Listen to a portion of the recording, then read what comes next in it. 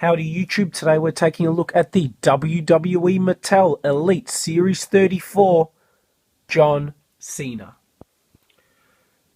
Growing up, I was never a big fan of this guy, and that's largely due to the really crappy rapper gimmick he had when I first started watching WWE. Over time, however, he ended up becoming the reason I stopped watching WWE, not long after he beat Chris Jericho, beat Kurt Angle, beat every possible Umaga, every possible superstar, and it turned me off wrestling for quite some time. The Rock came back, beat John Cena, got me back into wrestling. Great feud with Brock Lesnar, great matches too, and I've actually come to really like John Cena. Yes, he's the WWE Superman, but he's actually a really top performer. I know people say he can't wrestle, all this sort of stuff. He's adapted his game much better than a lot of other people, and this is a really cool-looking figure from Mattel. As you can see, it comes with, obviously, a shirt, a hat, his trademark wristbands, so all the John Cena goodies that any kid would absolutely love. Nice shot at the bottom there of John Cena. This is from his feud with Bray Wyatt. As you can see, the new WWE logo there, and the standard Elite-style packaging as well.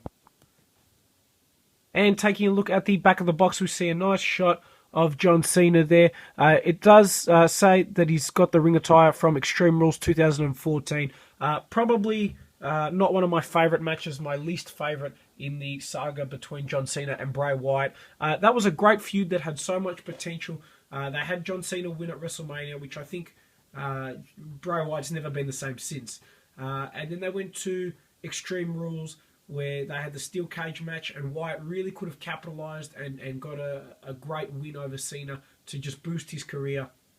And sadly, they had him win the cage match in the worst way possible. Go back and watch the match either on YouTube or the WWE Network, whichever is easier for you to find.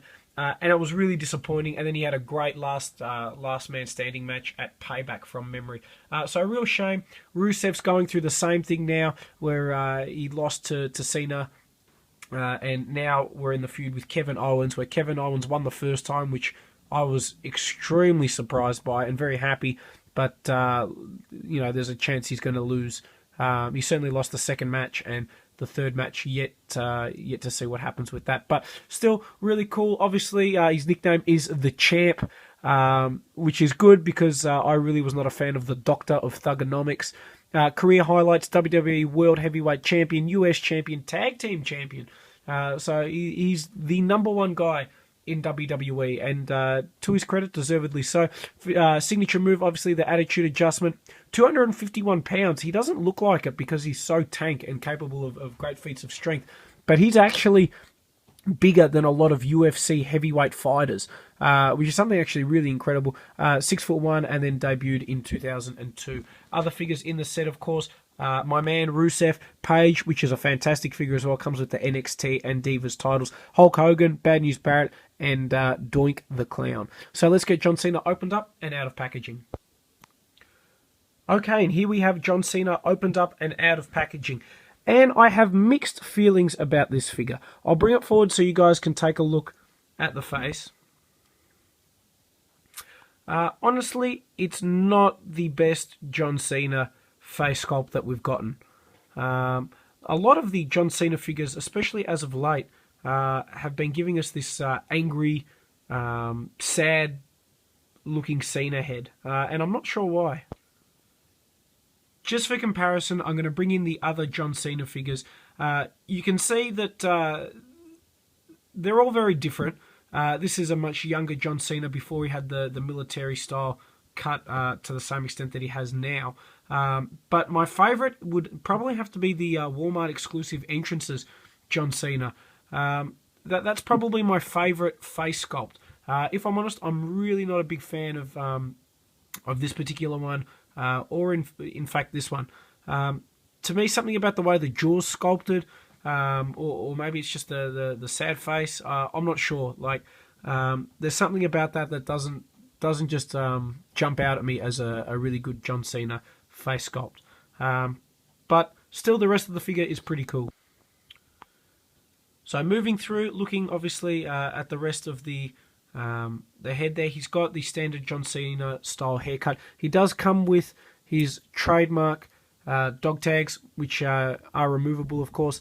And then moving through, nice detail on the camo style trunks. You can see they're very different to the earlier John Cena with the digital camo theme. And then really nice moving down. One thing I really like on this one that a lot of the other John Cena figures don't have is that it's got the painted legs.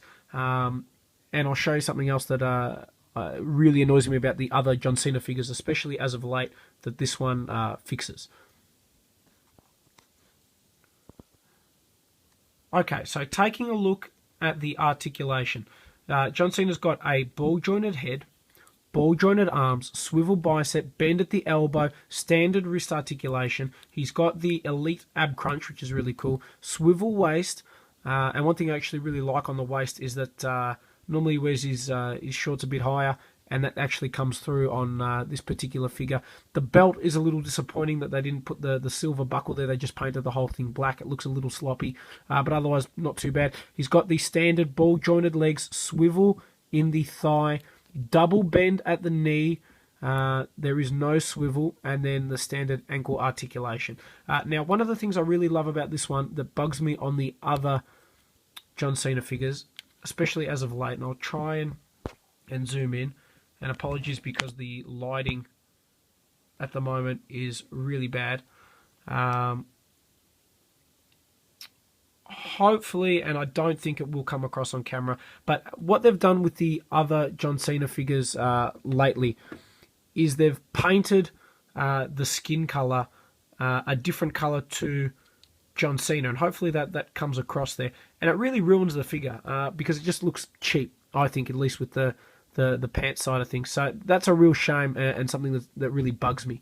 With this new Elite John Cena, hopefully you guys can see, the skin color is pretty much the same. So it's a much better job and something that fixed a real... And, you know, I know people say, oh, it's real nitpicky and everything, but it was just something that was really bugging me about the figures because it really brought down the figure. It looked pretty cheap. Same sort of thing with the Kane figures and the Daniel Bryan, where the face is painted a different color to the rest of the body. It really ruins the figure, at least in my view.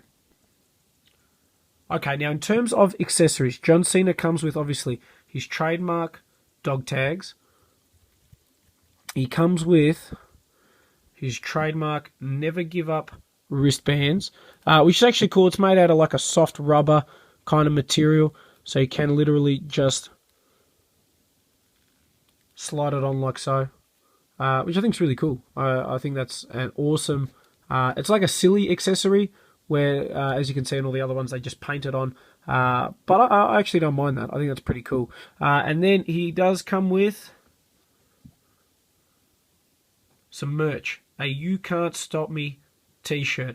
I actually didn't mind this shirt. My favorite John Cena shirt, at least recently, would have to be when he had the Never Give Up retro style hustle, loyalty, and respect shirt. That was probably one of my favorites, and then he went to the inverse, the green and the black, when he won the WWE Championship. Now that he's the US champion, he has got the blue, the fluoro type blue attire. I think we're going to get a figure of that reasonably soon, if I'm honest. There is Elite 37 John Cena coming out around August, so we'll see what happens with that one.